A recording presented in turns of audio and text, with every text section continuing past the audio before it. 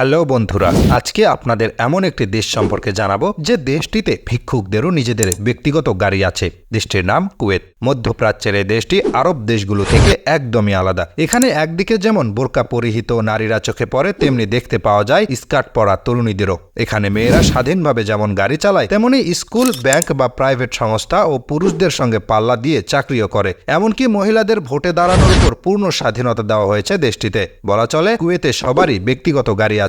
এমনকি কখনো কখনো দেশটির ভিক্ষুকদেরও গাড়ি নিয়ে চলাফেরা করতে দেখা যায়। অবিশ্বাস্য হলেও সত্য যে ঢাকা শহরের একটি থানায় যে পরিমাণ লোক বাস করে, পুরো কুয়েতের স্থানীয় বাসিন্দাদের সংখ্যা তার চেয়েও কম। দেশটিতে স্থায়ী নাগরিকের সংখ্যা মাত্র 14 লাখ আর বিদেশি সংখ্যা 32 লাখ। এখানে ফ্রাইডে মার্কেট নামে একটি বাজার আছে, যেখানে সেকেন্ড হ্যান্ডে বিভিন্ন জিনিস পাওয়া যায়। তাছাড়া পৃথিবীর সবচেয়ে অলস মানুষের দেশ কুয়েত। দেশটির 67% নাগরিকই নিজেদের শরীরকে সুস্থ রাখতে কোনো ধরনের ব্যায়াম করে না। গ্রীষ্মকালে কুয়েতে এতটাই গরম পড়ে যে এখানে তাপমাত্রা প্রায় 53 ডিগ্রি সেলসিয়াস পর্যন্ত পৌঁছে যায়। কুয়েত বিশ্বের একমাত্র দেশ যেখানে কোনো পুকুর বা জলাশয় নেই। এখানকার মানুষ সমুদ্রের নোনা জলকে পানযোগ্য করে তোলে। এতে প্রচুর পরিমাণে টাকাও খরচ হয়। আপনি জেনে অবাক হবেন যে এখানে 1 বোতল জলের দাম তেলের থেকেও বেশি। কিন্তু তা সত্ত্বেও 2005 সালে এখানে গলফ খেলার জন্য মাঠ বানানো হয়, যা তৈরির জন্য প্রচুর পরিমাণে জলের প্রয়োজন হয়। কুয়েতের টাকার মূল্য অনেক বেশি। একটি কুয়েতি দিনার ভাঙলে তা 3টি আমেরিকান ডলার থেকেও বেশি হবে।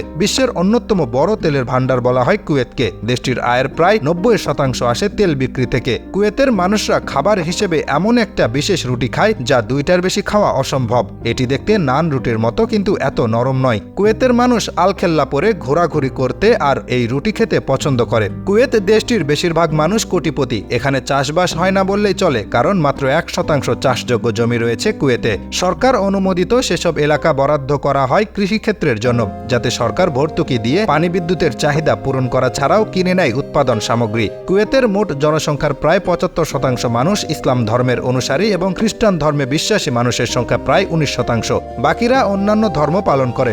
এদেশের আইন ব্যবস্থা এই মুহূর্তে ব্রিটিশদের আইন, ফ্রান্সের আইন ও ইসলামিক আইন অনুযায়ী পরিচালিত হয়। দেশটিতে মূল্য অপরিবর্তিত খাবারের মধ্যে অন্যতম কবুচ বা অ্যারাবিক রুটি। এই রুটি দেশটির অন্যতম জনপ্রিয় খাবার, যা অর্ধশত বছরের বেশি সময় ধরে স্থানীয় মুদ্রায় 50 পয়সায় পাওয়া যায়। দেশটির রাষ্ট্রীয় মালিকানাধীন অন্যতম প্রতিষ্ঠান Kuwait Flour Mills and Bakeries Company তৈরিকৃত রুটি বা কবুজ রুটিটি অত্যন্ত সম্মানের স্থানীয় নাগরিকদের কাছে, যার অপচয় মোটেও পছন্দ করেন না তারা। কুয়েতে মানুষের মৌলিক চাহিদা পূরণে গুরুত্বপূর্ণ ভূমিকা রাখছে অ্যারাবিক রুটি বা কবুজ।